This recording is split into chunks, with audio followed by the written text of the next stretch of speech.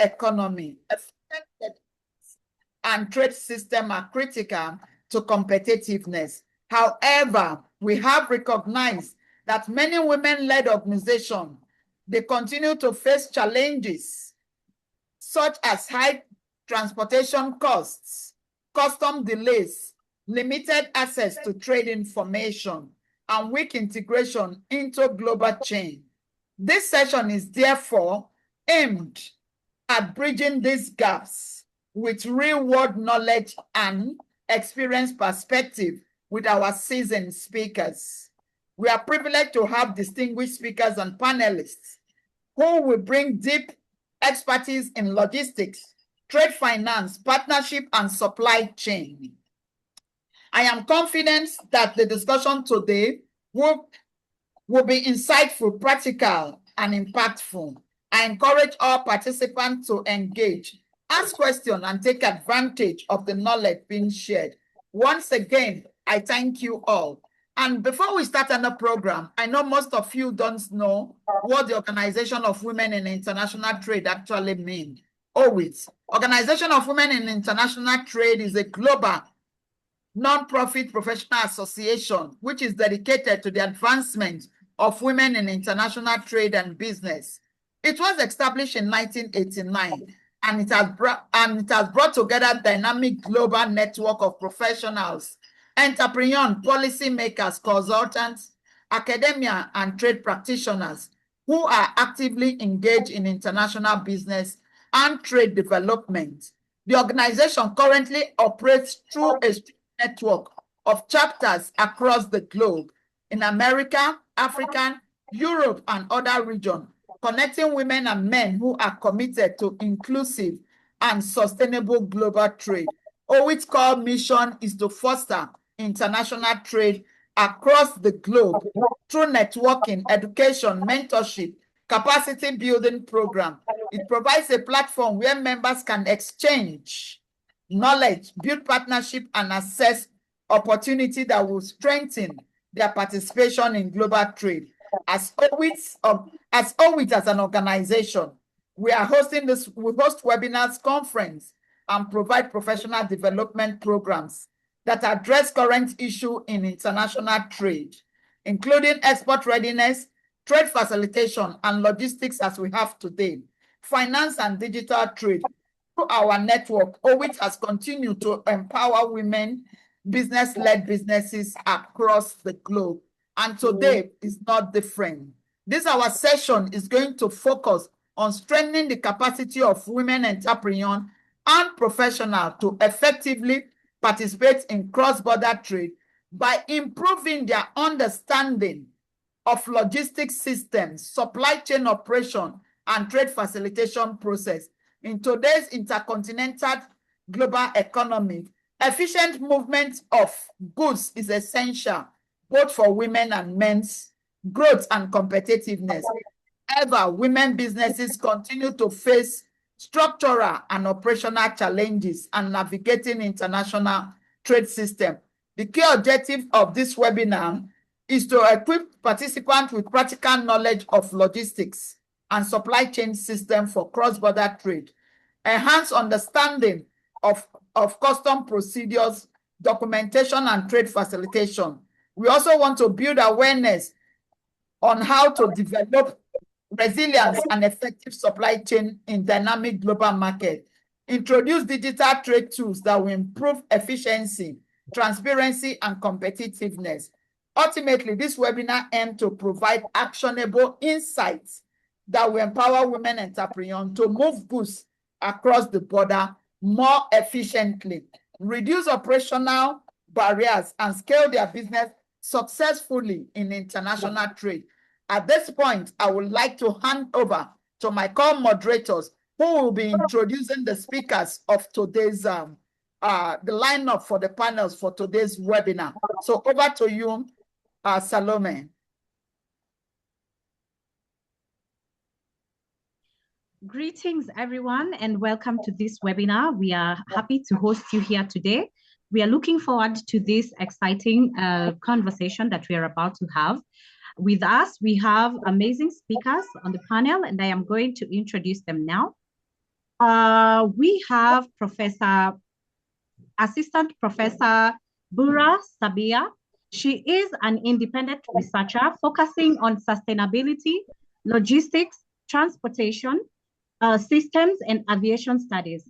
Her academic interests primarily include climate change adaptation, sustainable transportation policies, circular economy, artificial intelligence applications, and sustainability practices in the aviation sector. She develops interdisciplinary analysis, particularly at the intersection of urban transportation, logistics management, and environmental transformation processes. Adopting a data-driven approach in her work, Bura Sabia produces studies on risk analysis, decision support systems, big data applications, and the integration of sustainable development goals in the transportation sector.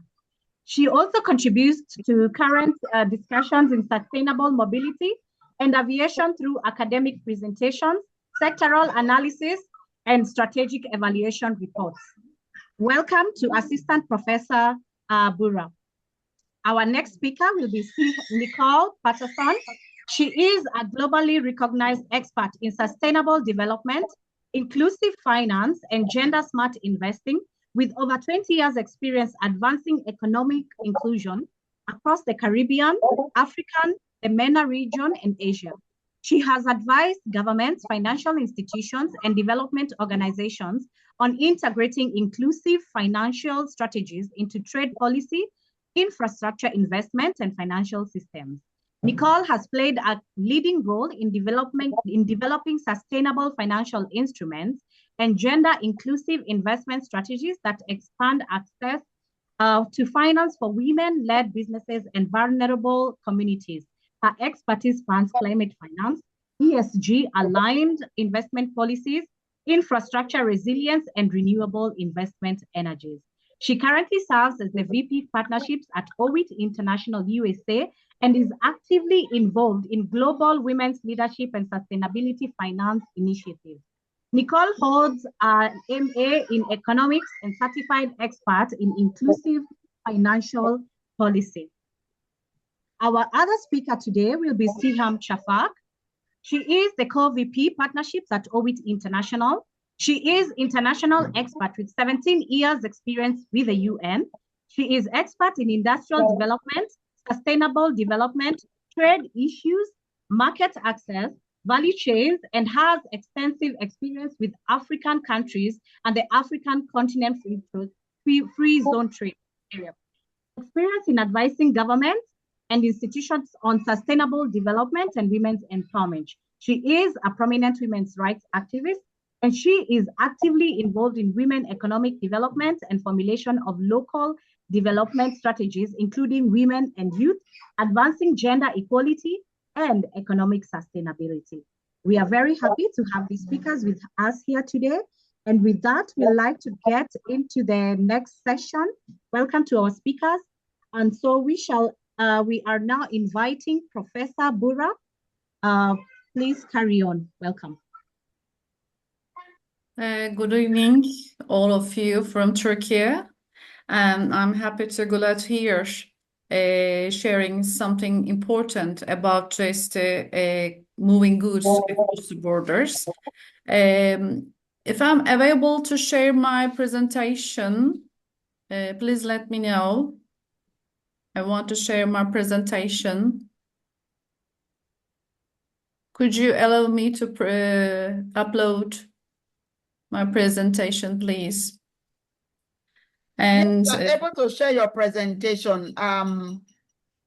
President Salome is handling it. So today I would like to talk about not only logistics, but also about an invisible force that is transforming the world.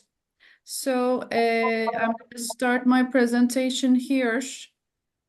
Yes, I think everyone see this exactly. Is it clear? Make it just the whole screen, the full screen. Is it okay for you? Yeah, everybody sees, right? Everything's good. Okay. So could someone confirm me you can available to see my screen. It is okay. We can see it. Okay, okay. Thank you for your attention.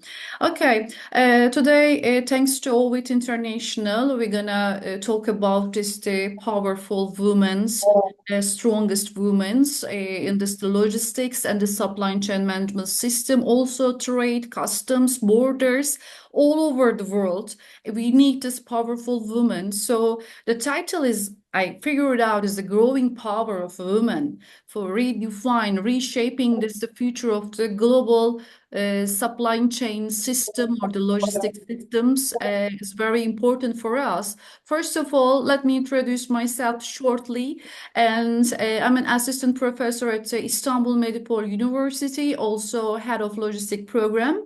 I'm a UKADR academic member because we name it in the Turkey as the UKADR, but it's also, you know, about OWIT International Turkey. So glad to be here as a UKADR academic member. First of all, I'm gonna introduce, I'm gonna confirm, I'm gonna point out some kind of limitation of the logistics system, supply chain system. For further, and this the further years, for maybe the 50 years later, we are not talking about this kind of limitation or the boundaries. Now, these days, today, we have to recognize, we have to know about this logistics system or the supply chain have got some limitation because all this geographical situation or the some pandemic situation or maybe the geopolitical situation, logistics and the supply chain management system have faced some kind of troubles. What kind of troubles in there? You have to be more stronger than the older version because we are moving forward this smarter cities, smarter logistics, smarter supply chain, smarter warehouse system. So the first of all, we have to be aware of this. The logistics system can change according to the digitalization. And then supply chain management is kind of a all transportation system. All trade system needs some support. What kind of support is that? Some sustainability, resilience. You have to adapt yourself easily, and this global economy is very important in here. So you have to support, you have to prove your global economy all over the world, entire world. And the other one is this academically and this in the industry practically in this the field industrial field of logistics. We have to know about this is kind of a different because in academically we just learn or teach on this theoretically. All on this, it depends on the book style, but on this the logistics field is kind of different because you have to face kind of troubles, you have to move quickly, you have to adapt yourself easily. So know about the global trends in here. So maybe you have to update one day and you have to update the other day again. It's related with this cross-border trade system because the international or national trade depends on this kind of regulations or this the support system or the power system. So the important thing is first the digital transformation. The other one we're gonna talk about the sustainability and sustainable future is coming up is the next maybe 5 years in 5 years. And more companies try to adapt themselves to a sustainable operation. The other one is really important for the international trade. Collaboration is very important for all these companies, logistics, supply chain, or the customs. It's kind of different. Resilience and agility, and the other thing is maybe the customer centered because the customer centered is kind of available thing for us. We have to be prepared for this the customer center. And today we are here, we are talking about women transforming global supply chain. So as a woman, I love this quote, the Regina Tagita is a Latin words, means that the queen. And this is important, unspoken power, because as you know, for many years, logistics or this international trade were settled for just upon a men's cycle. And then women in logistics often lead without seeking visibility. We are talking about today visibility. How can we solve this visibility and how can we make it clear for us? The impact of women in logistics is not always loud or highly visible, but often the quietest forces create the most lasting transformation, and the research increasingly shows us most organizations with stronger female leadership adapt more effectively to change. And we need to know, we need to aware of this, the changeable woman or updatable woman we need on the logistics system. It's very important for us. And we are continue for this about the maybe shortly in reality or this the system maybe it's logistic grows far more strategically, and we all witnessed what happens and when the system slows down or stops. Because in here we are know about the resilience is more than important the other backbones, because the resilience, sustainability, technology, global competitiveness, and the human leadership is just kind of a backbones. And we have to this the nervous system, and this nervous system is very fragile. So one of them is lacking on this nervous system, you're getting be shorter. And why we are focused on this the resilience or the sustainability and the technology in here is a very top three for me, because nowadays or the European Commission for the Asian government or this the American government stands for sustainable cities, sustainable work, sustainability, the other, not just for the Green Deal. Just for this, we have to give the all this the maybe the perfect system to the young generation, the young logistics workers. So the other one, every government has to adapt themselves on this the technological devices, maybe AI system, maybe Internet of Things, maybe automated vehicles, maybe drones, it doesn't matter. So you have to purchase this kind of technologies on your company, and you have to adapt yourself easily in 5 years later. Also the resilience, adapt yourself, build yourself again and again and again and again, because you have to focus, you have to follow this the future competitiveness, global competitiveness, and this kind of a competition. It doesn't matter, woman or man, and the international or the national, you have to drive yourself efficiency, and you have to more be powerful, effective. Economic growth is depend on your country, and this international trade is upon on this the economy. And the other one is the human leadership. And I strongly believe that as a woman, we face kind of things trouble for organize or the collaborate for the others in a team. But we have got power to collaborate these people, maybe make a strong communication or slightly make the others empathic feelings, we feel it. Logistics is one of the most strategic sectors in the global economy, as we said, as we know, but sometimes it's fragile proposing is coming up on the global supply chains. According to the World Bank and World Trade Organization, countries with strong logistic infrastructure achieve higher competitiveness and stronger economic growth. And this, in fact, the global trade costs can be reduced by more than 10 or the 14% through the modern trade facilitation systems alone. Efficient logistics systems can help us like that, reducing trade costs, shorten delivery times, attracting investment, strengthen export and support economic resilience. It's very important when during the global crisis, as we know about the pandemic, maybe some kind of troubles we face on this, the logistics and this, we have to little bit get conscience on within the sector because it's important to deliver. Yes, we know that it's economically a strong capacity. You have to and you have to adapt yourselves. Maybe port closures, maybe container shortage, and maybe production disruption create a serious economic consequences worldwide.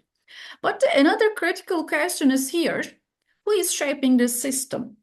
Ancient times, or for maybe that's 10 years or 20 years ago, for decades, logistics remained heavily male dominated. But now the sector is changing, and trade facilitation is also a women's economic empowerment issue. Coming up today, the future of logistics is increasingly built on this digital intelligence is very important, because our warehouse system or distribution or port or the airport, it doesn't matter. You have to use the digital system using data, AI, and automated vehicles, automated cars, automated truck. It doesn't matter. And the other one is the strategic coordination.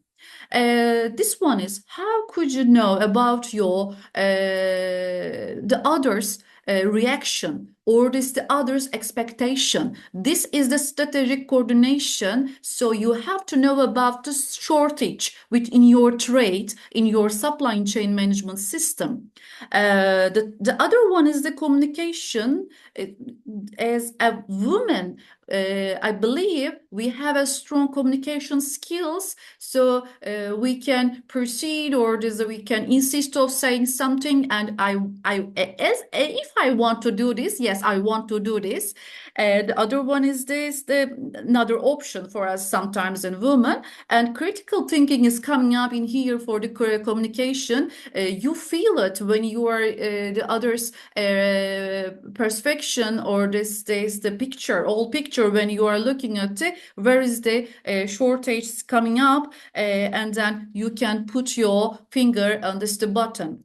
And the sustainability leadership, and for my students and the young logistic workers, I suggest you have to learn about how can I adapt myself for sustainability. So this is important, because if you adapt yourself, you can adapt to all the procedures on your work. Well, it doesn't matter which one. And the crisis management also is kind of a risk, because logistics system and the supply chain management system is kind of a risk. You take the risk and you accept, you manage the crisis atmosphere, and you have to know about how could you quick response, and how could you continue to shipments to road, and this the correct way. And the other one, and it's coming up next year, or maybe this is the not far away, innovation. Innovation means that is we have to figure out a new designing system, and this the maybe loading system, maybe transformation, maybe warehouse system. It doesn't matter, but for this the minimizing corruption risk and increasing transparency, and improves access to international trade for smaller business, we need all the innovation. We have to adapt ourselves, because the future of logistics 4.0 is coming up. Should not only be the technological advance in here, it should also be the inclusive. So the women's participation in digital transformation is essential for creating balance and ethical innovation. So artificial intelligence, big data analytics, blockchain, Internet of Things, automation technologies are reshaping supply chain. We have to know this, the first of all. And then the woman is not entering the logistics, is already there, but we are changing or we are transforming it because the leadership is important. Is more companies give some opportunities to women being a leader. And some companies giving some opportunities to concentrate on the maritime policies, maybe custom modernization, because for many years, maybe the strict words in there don't misunderstand me, but underrepresent, but underestimated all women in the world. Not all the women, but 80 or the 75% of women all over the world underestimated and underrepresented this kind of men's power area. And the limited roles changing in the expanded roles in here for future logistics and a global economy now. And then we have to manage for more complex global shipments. So we need woman power because some kind of AI system, AI driven logistics system is very open area. So you have to dig in, you have to get in this open area, and you have to find a way. You can find a way as a leader, as a worker, as a workforce. You can find a place in here. And then the other one is you have to know about the ECG strategies because some green logistics, green supply chain management is very important for all this operational system. It doesn't matter what kind of transportation you do, is air or road or rail. It's also about the customs regulation. So the custom modernization programs, documentation, maybe operational efficiency, you have to figure it out. And the other work is we have to start with this international supply chain networks. This is important because all this depends on the trade. So all the countries do this, or these companies make an operation for the gain some economical power. The important thing is we cannot ignore that. So you have to connect with these strong boundaries, partners. You have to continue your communication, not just as the partnership asks this, you have to ask for it. And the other one is the woman in logistics, and how can we make this the consistent demonstration in the logistics as a woman? So you have to dig in this some teams, and it's the 19%. These are the source is data, is this Boston Consulting Group, MCCI research, and Deloitte Insight and McKinsey companies research and analyze data, giving us some percentage in here, and 19% are higher up for this coming together in a team as just a woman team, and look at this the creativity and how they make a new creation for the logistics approach, logistics feature.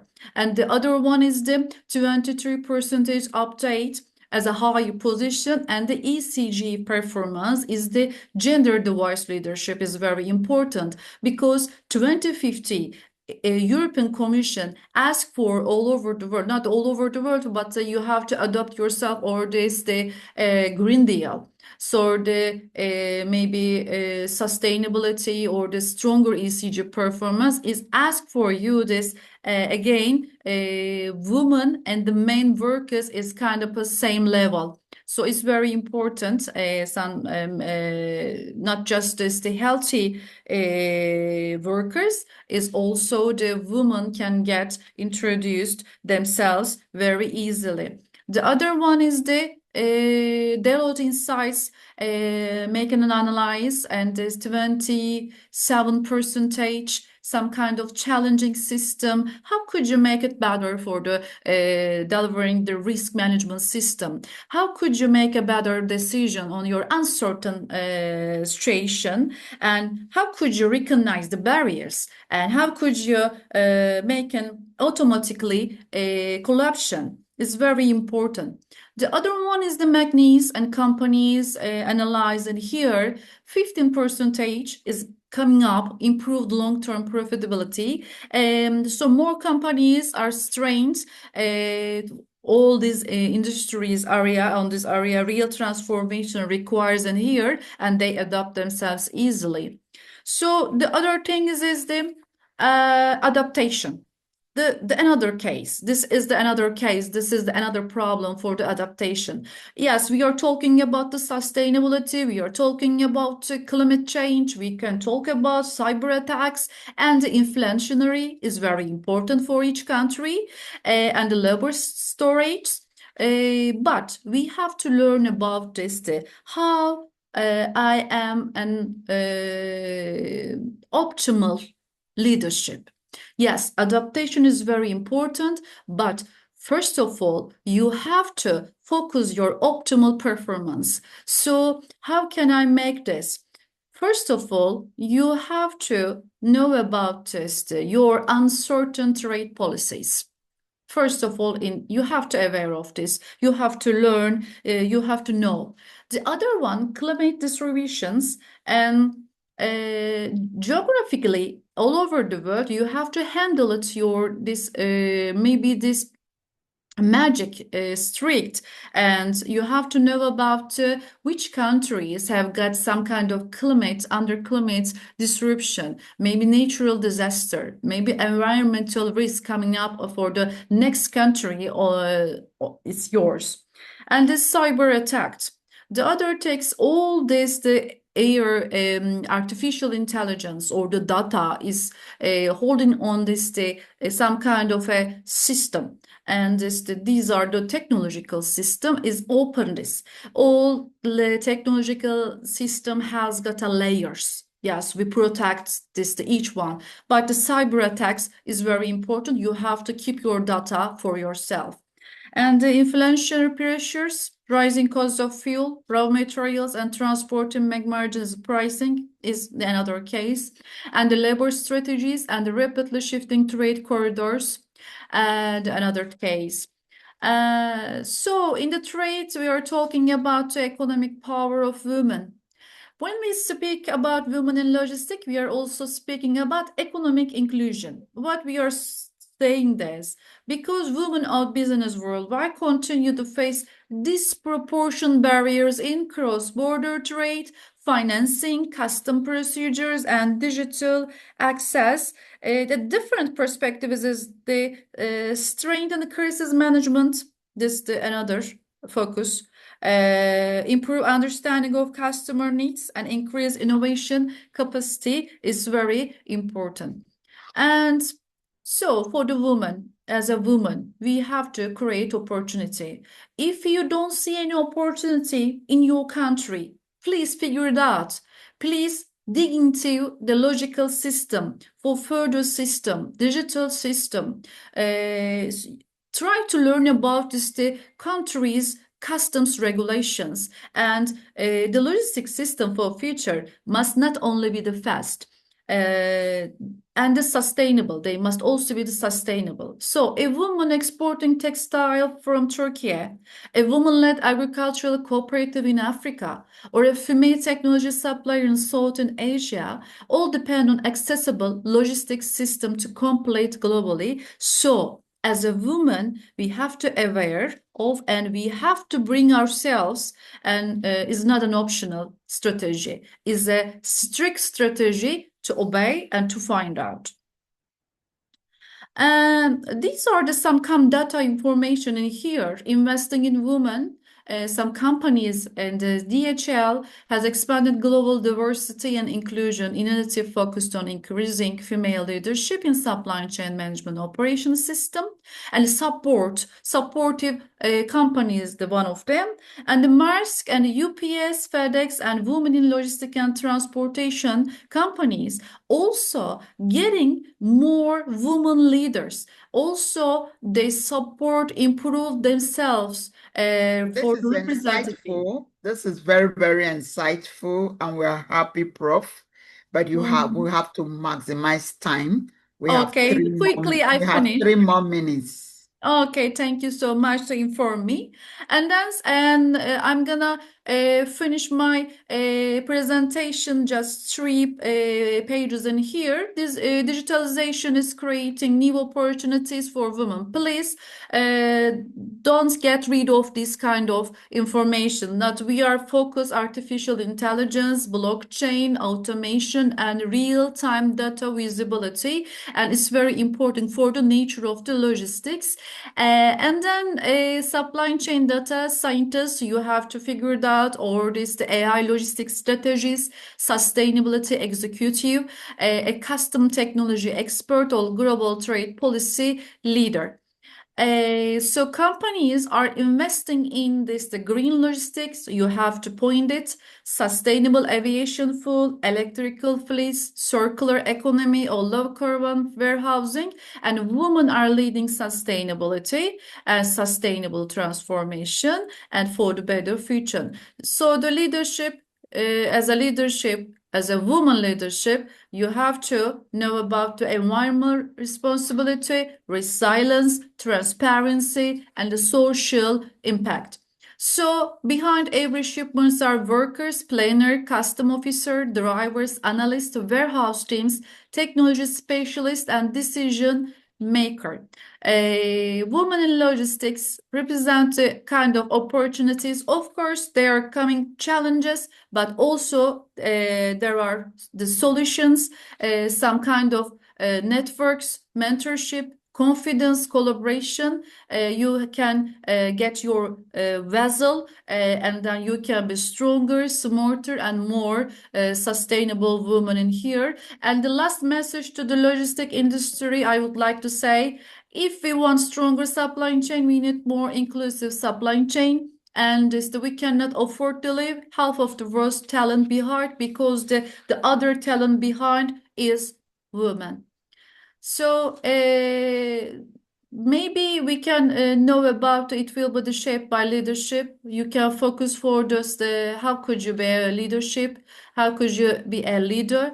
If there is a way, we must find it. If not, we must make our own. And as a woman, we have to know, we have to feel this way. And thank you for your attention. Thank you for your partnership. Thank you for your listening. And for the future of global logistics, I hope this presentation encourage you to see logistics not only an operational industry, but also as one of the most strategic systems shaping global transformation. Thank you very much. I would be very happy to be here. Thank you so much, Professor. That was so much. There was so much information within this 20, 25 minutes. There was so much information. There was so much takeaways. I and Salome were just jotting points and just collaboration. If you don't have the right information, you wouldn't know what is going on around you, and you wouldn't know the opportunities that are bound in different sectors. Thank you, Professor, for that. And with this, we'll move to the panel session. Professor is joining us too in the panel session. We have Siham that has been introduced earlier. She is one of the co-VP in OWIT International. She's also a UN specialist. We have our own Nicole. She is a co-VP too for partnership. She is a financial specialist. And the professor herself, who is an authority when it comes to logistics and supply chain. It's so good to have the three of you in one room, bringing the finance, from the academics and the practical session, and all of you coming together so that women will understand and see the opportunity. So without wasting much of our time, I will quickly go to the first question. And the first question is going to see him. So what I will do, I will take the first 3 questions for each person, and you have 3 to 4 minutes max to respond to each of these questions. So number 1 question goes to you, Siham. What are the major trade facilitation barriers affecting women entrepreneurs in cross-border trade today, and how can partnership help address them? Over to you, Siam. Hi, good afternoon, colleagues. Thank you so much, Professor, for your brilliant presentation. Thank you for all our participants and attendees.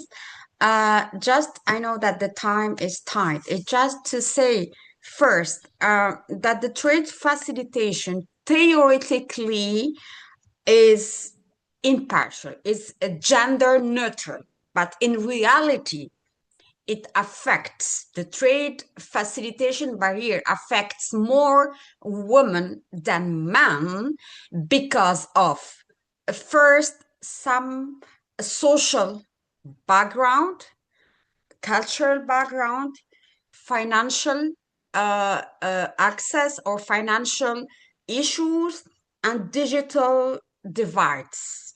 This is very important to mention. Trade facilitation agreement is now, we all know the trade facilitation agreements under the WTO, which are the basement of all trade facilitation agreements. They already defined like 12 indicators that need to be implemented to be sure that trade facilitation measures are taken and are in place. So if we have to in general talk about trade facilitation challenges, how to address them, it's to be able to implement these indicators. 12 indicators. We don't have time now. Maybe next session we can talk in concretely about this. We also have now all the trade facilitation agreements that address all these cross-borders trade, and things are integrating approaches for more gender-sensitive trade facilitations, measures, and incentives. The barriers, when they affect women, as I mentioned, because of the cultural background, because of the financial access, especially I'm talking about SMEs, if we take the small, medium enterprises, or also the associations of women that they want to trade across the borders. They have a lack of access to trade data, which is a very key challenge. They don't know how to trade in international market. They are not aware about the international trading for goods, which are more about the norms, compliances, the national trade barriers, the SPS norm of origins, and all these things. They are not aware also, or they don't have capacities to finance the trade, because financing trade, it's not financing the SMEs, which is the production. Trade, it's about supply chain financing, but for women, it's about when we export, we have to keep in mind that we are entering a market with new regulations. We should be aware about these regulations, these norms, to be sure that we are ready, not able to export. It's ready. We might be ready. I'm insisting is we might be ready. Then it comes the problem of the digital. 1 minute more. of the digitalizations of the procedures at the customs borders, and it comes also to financing the trading, which is export financial tools. They don't have how to export insurances, so there are mechanisms, so they are not aware about. And the other problem is that they are not that involved in the ecosystem of the trade in many countries. Thank Allow you me so just much. to add something, just a Thank you so point. much, Siham. We've exceeded the time. We need to Yeah, manage this time. Thank you don't worry. so much. With the 4 minutes plus, you have really broken down a lot of things that is giving women issue. So my next question on number one will have to go to Nicole too, because I want to take one from each of Yeah. you. So, Nico, are you ready? Because I know you are from the finance background Yeah. and finance is an issue. What financial challenges do women entrepreneurs commonly face in cross-border trade? And what practical solution or financial tool can help to bridge these gaps? Over to you. Thank you, and great to be here. Can you everybody hear me clearly? Thank you so much for that Yes. question, Dr. Blessing. What I really love about the question is that not only does it have the section on the challenges, but some of the practical Yes. tools. So some of the challenges from the research work that I've done, looking across different markets in Africa, looking at Asia, also deep dive work in the Caribbean. You know, we see challenges like limited access to trade finance, right? That being, of course, the letter of credits, the guarantees. We Yeah. see also cash flow mismatches between production, shipment, and of course, payment cycles. So there's a crunch that comes on there. There's a currency volatility, which erodes margins, especially with trade across regions, right? There's non-payment risk disproportionately borne by smaller, less diversified, which also means less agile, right? Businesses. There's, of course, weak integration into formal supply chains because we know that as businesses are growing, that is a challenge for them in terms of eligibility for supply finance. And of course, we do know that with the new world of digital, that digital exclusion really reduces the access to fintech-enabled trade finance platforms. But the good news is there are some practical financial tools. So for instance, there's invoice financing and factoring, right? Which helps to unlock that liquidity tied to receivables before goods clear customs. And in some markets, like I'm from Jamaica, factoring and invoice financing is actually a new thing. There's supply chain finance and of course otherwise known as reverse factoring. Yeah. With regards to trade credit insurance, helps to manage non-payment risk in higher or unfamiliar markets. There's of course the very important work that 2X Global is doing, and I'm the 2X Global ambassador, which is Gender Lens Investing for the Caribbean, is doing, which really works with development finance institutions to back gender smart lending windows. Blended finance and blended finance structures, which can bring together concessional capital layers to de-risk first-time market entry companies and foreign currency hedging. It sounds like I'm throwing a lot out there. Obviously, that helps to make access across trade corridors. And the final thing I would touch on is fintech and digital trade platforms that help to lower the documentation burden. So if I can give one example, which I think is important to give one example, as a leading company, Wema Bank from Nigeria actually has a product that they have that is called ALAT Digital Banking Platform that extends working capital and trade services beyond the branch network that they have, right? As well, they have a specific program targeted for women businesses called Sarah by Wema, which provides uncollateralized loans to women-led MSMEs. And they've seen that is a very innovative tool to drive financial inclusion and bring those businesses into the formal banking sector. So let me leave it at that. So in case we have any other questions. Thank you so much for this practical insight. You didn't just look at the challenge, but you provided solutions.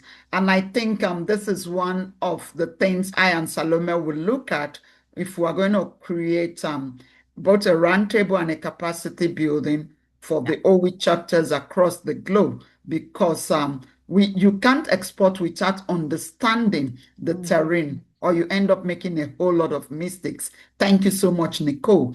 And back to Professor. Professor, your question. Thank you so much for the first presentation. Your question is that what are the most critical logistics and supply chain system women entrepreneurs must understand to move goods efficiently across borders?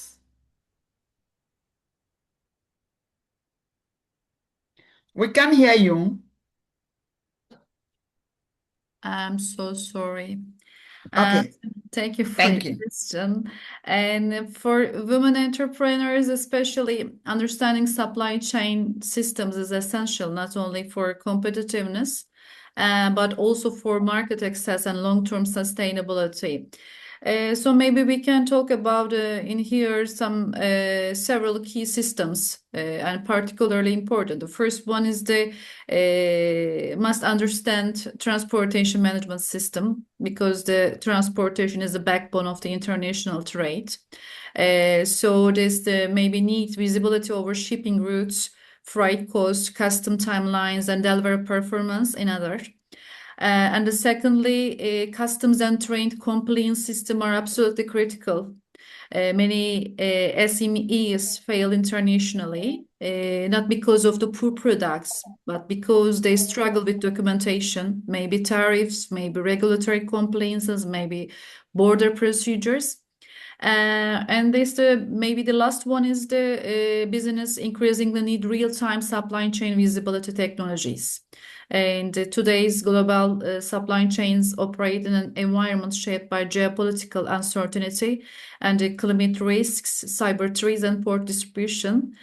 So maybe this is the key. Another key is we can say inventory and the warehouse management system. We have to know about the efficient inventory planning because reducing waste, lower cost, and improves responsiveness to changing market demands. It's very important, I guess.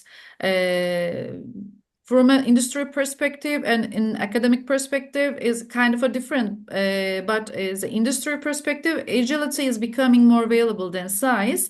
And as the academic perspective, modern supply chains are evolving from the linear models into integrated ecosystem. We are focusing on the linear programs and the linear system on the books, but in the industrial perspectives, it's kind of a little bit different. Thank you so much, Prof, for that. For women, they really need to understand the transportation system, just as the way you understand your market entering, or you start to have a problem when you get there. So I will go back now to Siham for her next question. Is how can women-owned SMEs become more investment ready and financial resilience for international trade expansion? 3 minutes. Yeah, super. This is my dada, you know it. So for international women to trade, to access market, they have to know the market because, and as I mentioned before, when we are trading goods, it's about Are we trading raw materials, goods are there are, especially when it comes to the agricultural product, or are we trading manufactured goods? Because when we talk about manufactured goods, here we have to keep in mind 2 points. Either we are a part of international or regional value chain, or we are manufacturing locally and we want to export. So for this, we cannot go to international market without knowing first what is our value proposition. Which market are we going there and why? So market analysis. What are our chances of success if we know how to present our product, how to brand our product, but also it's about the pricing. Competitiveness is about the pricing. How much will the product will be delivered, at what price the product will be delivered to the final customer in the foreign market. And here we have to check also and to keep in mind the distribution channels, because if it will be direct distribution to small stores, or if we are in value chains that I mentioned, there will be any partnership with companies in the other market that we have to produce, to manufacture, and then they will be buying and then distributing. Are we distributing ourselves to the big like companies, big market? Are we accessing directly to the consumer, or we will be only intermediary? So there will be, because even in the supply chain, in the distribution itself, it's a value chain. So we have to keep this in mind. We also have to keep in mind how the scales of economy, because as Nicole already mentioned, it's about the yield return, a capital cash flow, how much we are investing, how much we will be getting back.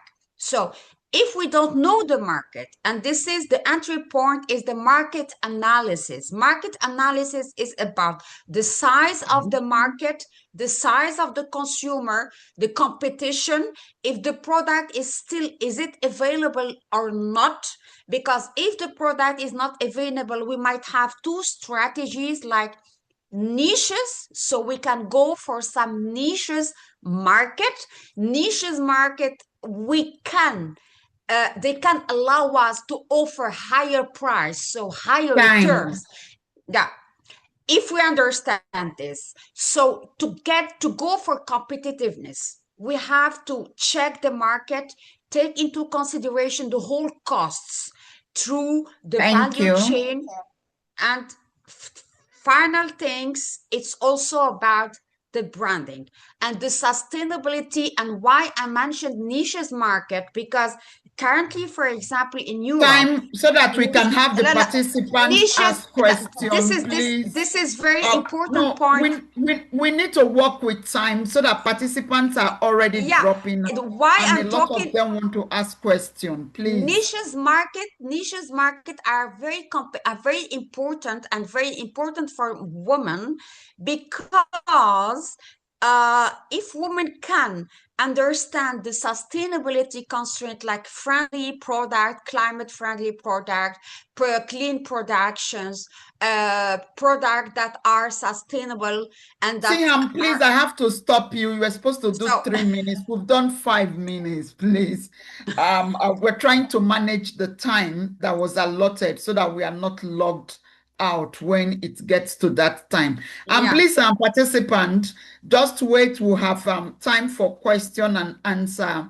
We've timed the program, so you have time to ask your panelists question, and they will respond to you. We'll still drop the OWIT mail For those of you who want to know and understand them, you have time. Thank you so much, Siham. I know you have so much to say, but we are constrained with time and we're trying to work with time. Thank you so much. And back to Nicole. How can women-owned SMEs become more investment ready and Yep. financial resilience for international trade expansion? Please, you have 3 minutes. Thank you. Okay. So I have some clear bullets that would be able to really, which is really needs to be front of mind, and I'm going to share the deck with you afterwards, colleagues.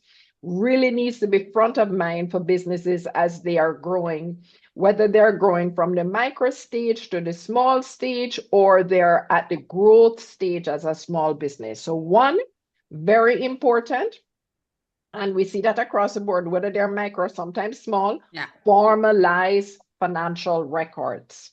There are a lot of feedback that we hear about the cost of audited accounts and how to actually, make sure that they're maintaining their tax compliance. Formalize the records. There are lots of fintech solutions that help us to address that now, and telecoms in different markets. This, why? Because it provides a baseline, for trade or investment facilities. Second, build a trade finance track record.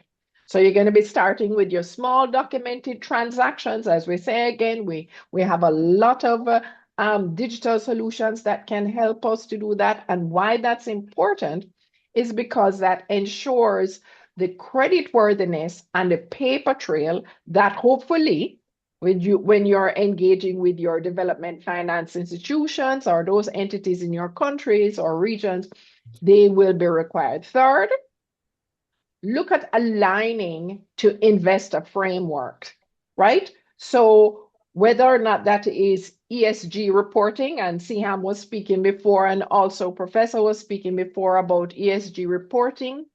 Also looking at GIN, GIIN, these are gateways to access, make sure that you're building your readiness for international capital, right? Whether that international capital is coming from outside or inside. Master export documentation, diversify your financing sources. So whether that's trade credit, working capital, grant capital, and as you grow, equity. And last but not least, I'm going back again, Dr. Blessing, leverage digital and network tools. Yes. So as I did before, I want to leave you with 2 quick examples of 2 entities that are really working well providing that. There's She Equity, which is a Pan-African entity founded by Pauline Kobel.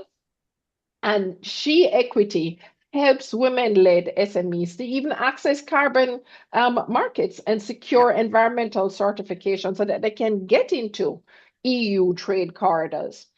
So, and as I said, I will share the information with colleagues. And another that I would like to give for the Southeast Asian market is an entity that I'm also affiliated with called Swift Capital. They're working in Vietnam, Indonesia, Philippines. So we're talking about emerging markets, right? And some of what they do is that they provide blended finance structures, because remember I spoke about blended finance before. That is the first of its kind in Southeast Asia that helps to accelerate the capital flow. So 2 things, what we've seen across all the different examples that I'm sharing, colleagues and to our audience, is the fact that as well, there are tools and there are actually, it's like non-financial products, which is groups like Sarah by WEMA or Swift Capital also has a network that you can join, and similarly with She Equity. So there's a lot that's out there. Sometimes you have to go digging for it. Thank you so but much. I think OWIT will definitely give you access to a lot of that information. Thank you so much. You. And I would like the participant to know that we have the slide of Professor and whatever slide that Nicole is putting on our on the OWIT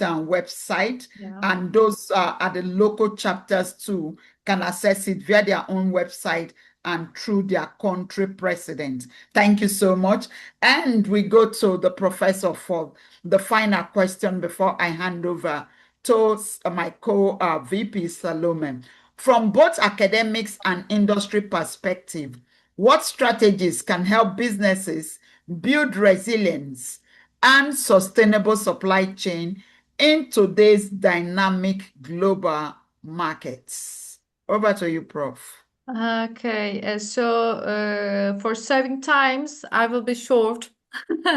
And just first of all, we can point out. And don't forget, you have 3 minutes.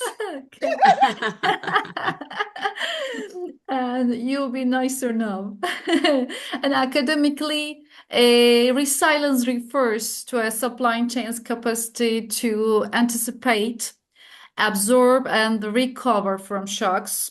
And on the other side, from an industry perspective, businesses also need stronger risk management cultures because companies should conduct scenario planning, stress testing, and the contingency planning regularly rather than reacting only after a crisis emerges.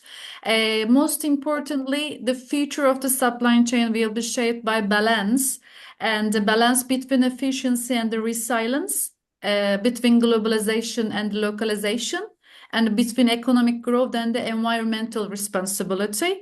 So the companies that succeed in the future will not necessarily be the largest companies.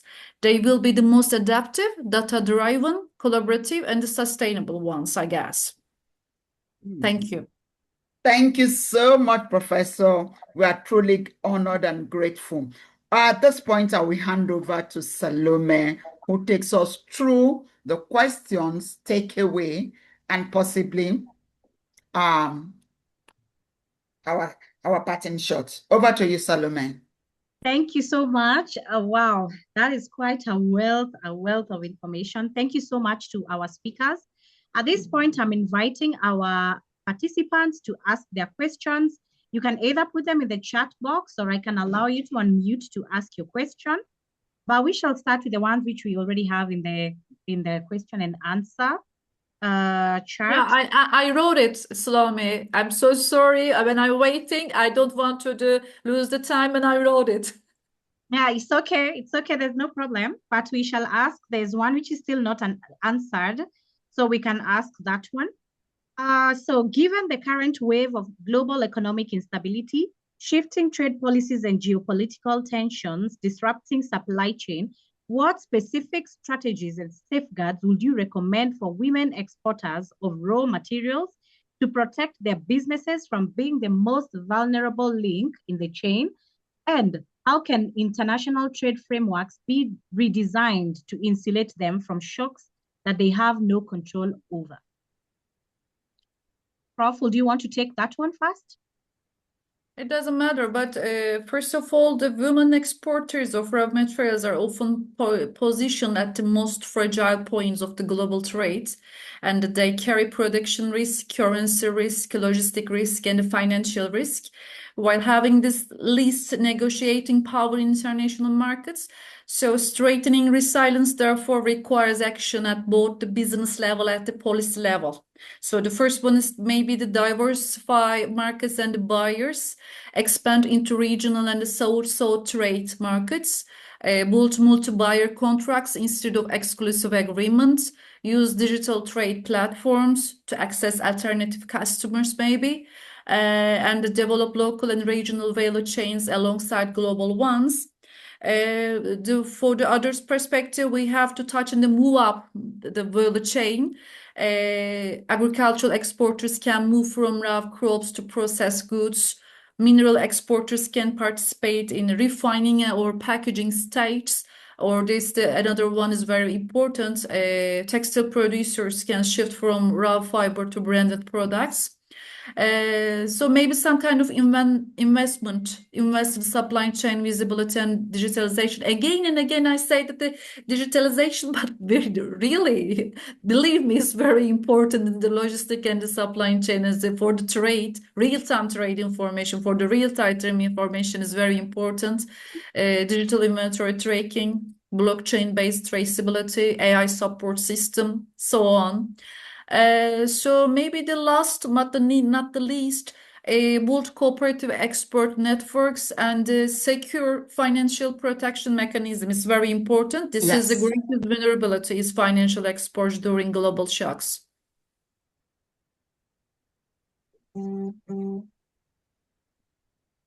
Thank you. Thank you for that answer. And Nicole, would you want to add from a financial perspective? Thank you. Thank you for that, Salome. You know, Professor, exactly as you've said, in terms of ensuring that diversification and building the value addition in terms of your product offering. And that can be both in terms of goods and services. It does, you know, folks may say though, hey, it takes capital for me to be able to actually bring in manufacturing equipment or whatever, you know, to be able to actually do that in terms of the value addition.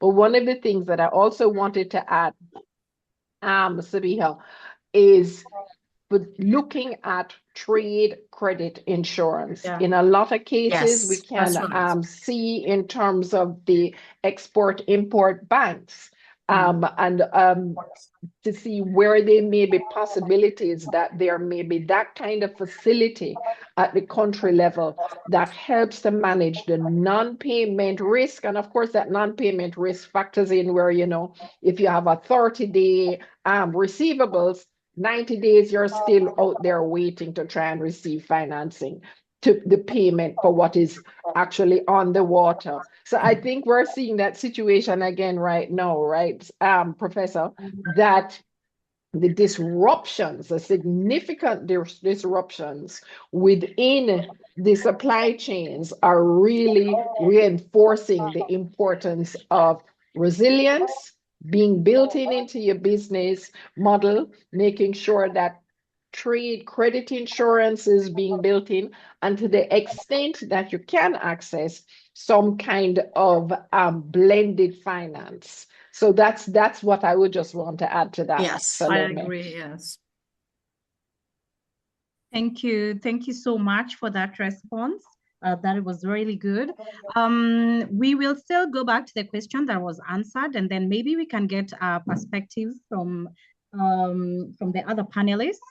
What recommendations and strategies do you recommend to include Indigenous women to be leaders in areas logistics? I know I know one of our panelists here is very passionate about Indigenous women. Sihan, you may also, you can answer that one.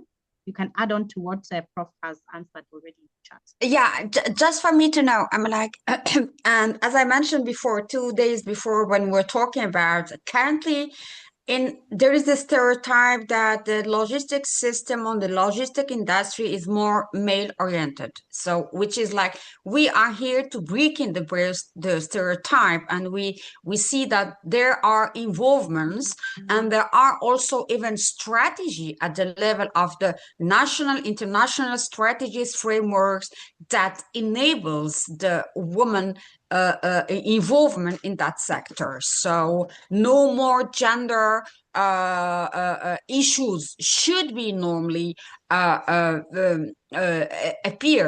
The point is that from my perspective and from my experience in the field, there are, I'm like, women, they have a problem with access to finance, which is very important. For them, the logistics, and especially the logistic industry, I'm not talking about custom service and as a custom officer or this, but the logistics service is an industry, it's too heavy for them, and there is no dedicated financial instrument to women to enter this sector, especially for SMEs. So from my experience in 1 or 2 countries in Africa, I've met some women that they are involved in infrastructures, but through partnership with international company, which is based in Europe. So you see, that was the only solution for them to start to begin in the industries, and they were trying to build a kind of a council or associations for to do more awareness about the sector, the opportunities, and to push women to invest in that sector. And we also have some private-public partnership involving women councils, women chamber of commerce, or women involved in industries where, especially if we want to have trade corridors gender sensitive, it means that women need to be included in the industrial in the infrastructure and logistic as industry, not only as a government agent in the customs border or something. We need women to invest, to be a real levy for the dynamizations and actors within these corridors. So this is my experience lately and what I have observed. But I know that, for example, if we goes to, and Dr. Blessing, she's one of the pioneer in this, when we go to the continental African zone trade area, they have a trade woman related strategy and things. And there, when we talk about corridors, they want to really accelerate women investment in infrastructure and logistics. So and also with some financial incentives tools like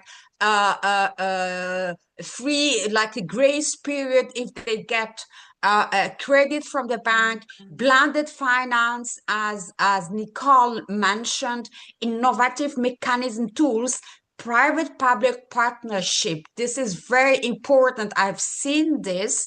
African Development Bank is really involved in this. We also have somehow in the trade, we have the Africa Import-Export Bank that is involved in trade, women giving grant incentives, and they are now also thinking about in the perspective of having these corridors in trade corridors, is that to have women in the logistic industry. So this is the perspective and the trend, and for sure we have to monitor the implementation, because as I mentioned, there are indicators from international frameworks. So we have and this is OWIT contribution, and we agreed on this with Dr. Blessing and things, that we have this international framework, and even for the continental free zone area. So we have, this is all what we are doing, it's within this international framework. So we have indicators that we have to measure, and we will be integrating them. Maybe with Dr. Blessing, we will work on this and to come up with some follow-up on what has been implemented, where are the gaps, and how women are really benefiting from what have been decided. And we can also, as OWIT, propose our work, this monitoring evaluation work or impact assessment. We can propose it, Dr. Blessing, to the Secretariat of the African Continental African Trade Zone area, engaging with stakeholders, because as a OWIT and from the regional perspective, especially for Africa, we want to work with the RECs And we know that we have multiple, like 5, 6 recs, so we have to harmonize. And we also want to work with the local banks and also regional African banks to and private sectors also, and to really measure their engagement and to have them with us, because without this partnership we cannot move forward. And I think this exercise of it's not duplicating, it's like implementing all these indicator in some regions when we have big continental free zone areas, or wherever we have some economic agreement, trade agreement, we have to implement this international framework and to implement it in our region, continent, or wherever is the size of this alliance, or the countries that are part of this trade agreement. We have to implement, and we have to assess and to really monitor and to report and to see if there is any impact that is really achieved, to be able to really stick to the international framework and stick to the international trend. Thank you so much. All right. Okay, thank you so much, Siham. And you can actually feel the passion in that answer. There is one more question that has come in. What does it actually take for women exporters of raw materials in Africa to attract public sector institutions and development banks to co-invest in their businesses? And what are the specific requirements, vehicles, and entry points we should be pursuing right now?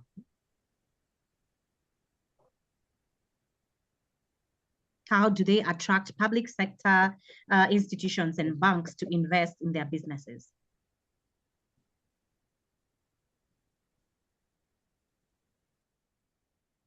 Let me take some of that, right?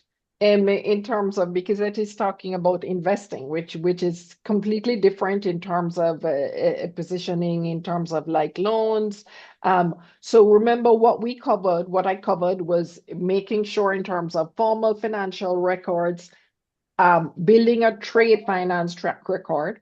But I also spoke specifically about aligning to investor frameworks. Yeah. And some of those investor frameworks would be very well known by your development finance institutions in your various countries. And one of the other colleagues were speaking about before public-private partnership financing, right? So a lot of the, you will find that many of the international financial institutions are actually providing financing, whether it's matched with the development finance institutions or other facilities with the export-import banks in your various countries. So these frameworks and positioning, you do that reading up in terms of what that means in terms of making sure that you have the kind of elements like the ESG reporting,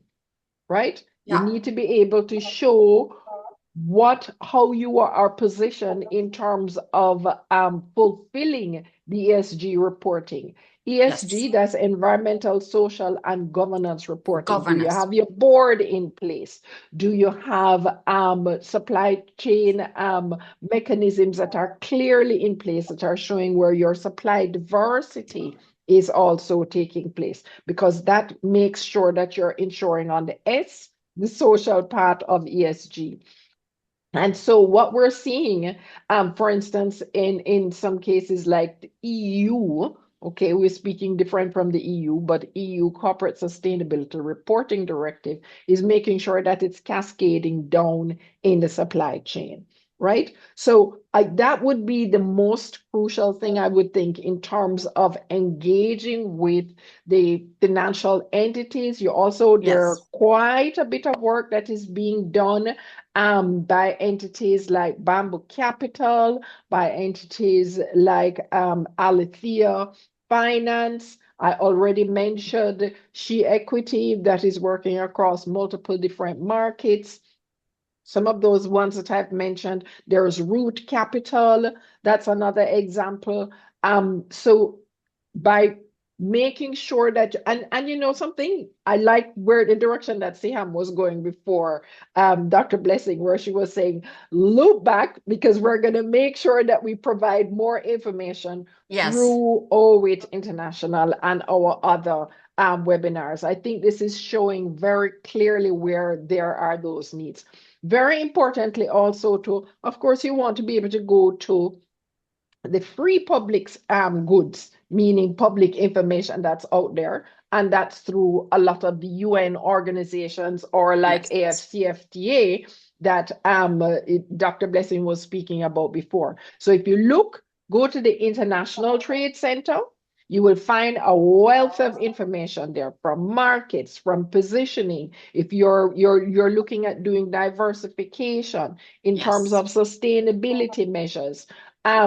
I think what we can also do, Salome, after this is drop a few of the links along with our slides so that folks can follow up on some of that. We've all been posting on LinkedIn, so I'm sure, and we welcome questions coming back to us, because it's not just about having the panels, having the webinars, right? It's about closing that loop, making sure the great asset that you have in the context across Africa, you have ECOWAS, you have SADC, you know, you have your regional economic groupings.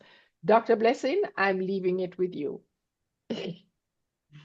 Thank you. I have to wait for the moderator to tell me if I need to speak. Yes, go ahead. The authority is in our hands now. Yes, go ahead. Yeah. And thank you so much for sharing all your perspective. Nico, I actually listened to you when you mentioned Sarah and all that. There is particularly no bank in Nigeria that we've not had an interface with. And the challenge when it comes to financial inclusion for women is so peculiar in Africa, because one thing is that women are not on the table when most of these packages are being designed. And when it has been designed, women are unable to use it. I wouldn't want to mention them, but why I just had to speak is that as always, we should start to put conversation of how real financial packages could be designed for women. I had taken that up in my country. A lot of the banks are coming to us now. We told them, no, we cannot work with you until you agree to sit with us and design these packages. My VP program is here, and some of the executives, they joined in earlier on. I don't know if they're still online. But I think for us as OWIT and for us from Africa, from the Kenyan side, they are very strong in services. We are very strong both in services and in goods. And we know with Siham here, and you as an expert professor is coming, we are dragging you along this system, because it's not just about the logistics. If you don't have money to move your products, raw materials, we wouldn't even talk about logistics. Right now, the raw material research from Nigeria is already pushing for value addition.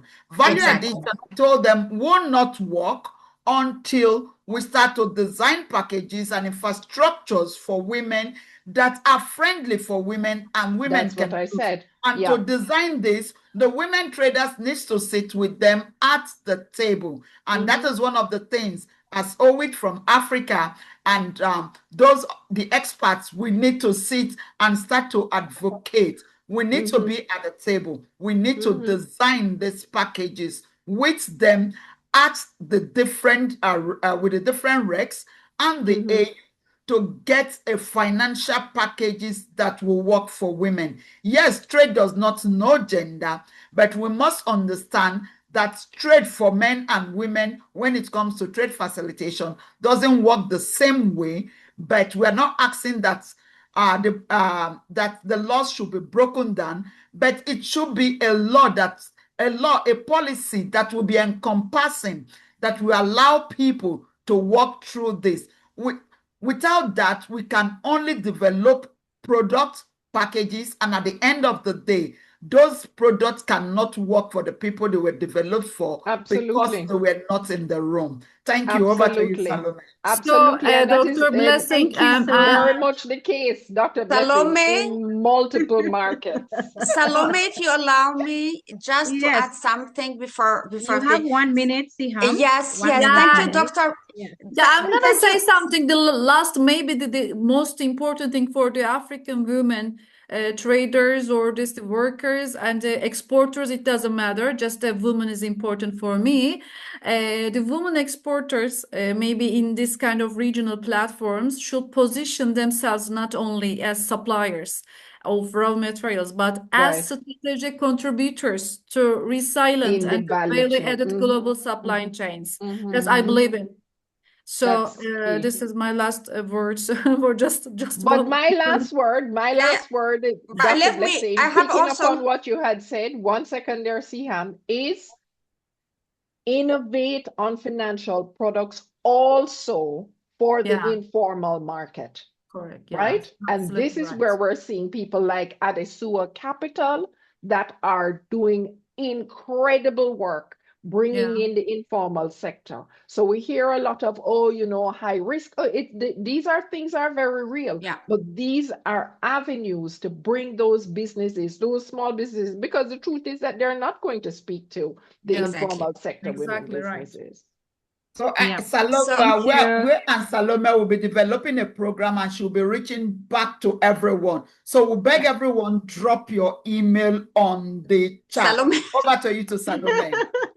so Okay, Salome, Siham, you had 1 minute. 1 minute, yes, Siham. 1 minute is just to endorse what Dr. Blessing mentioned, because in the trade system, ecosystem, whatever it is, women are more beneficiary than a decision maker or designer of the packages.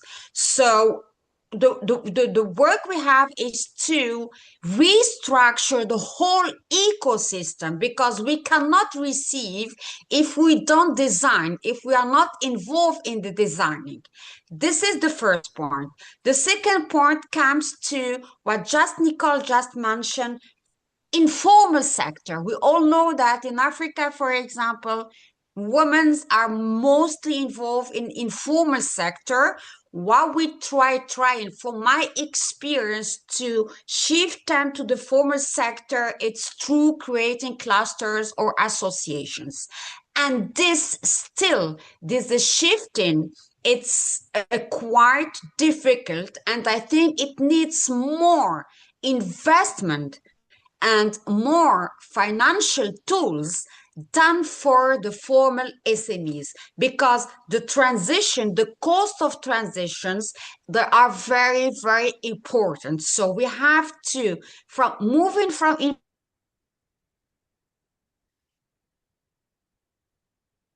It's frozen. Oh, okay. Yeah, I think she's frozen. Mm-hmm. Okay, I think Okay. Salome is over to you. All right. Our time is far gone. Yes, it is. It is. And thank you so much for responding to the questions that arose from our participants. So in closing, we have been given, and it's good all the speakers had their closing remarks, because they were also solutions to the challenges that women keep experiencing when they are trying to trade globally. So just to highlight some of the solutions that we have been given today, you need to understand the market. You need to do a market analysis for where you want to trade. In terms of investment readiness, we have been told time and again, we must formalize our businesses, and we must align to the investment frameworks, the ESGs. We cannot run away from that. And you have to diversify your financial sources. What has come out at the end is even the financiers have to innovate their products that they're giving to the women. So they have to innovate for the informal market. The other things that we have been given as solutions, strategies for resilience. Businesses need to have stronger risk management planning, and they have to balance between resilience and efficiency. And what we have been advised today is those who are most adaptive and those who are most collaborative are likely to be the ones who survive in the future.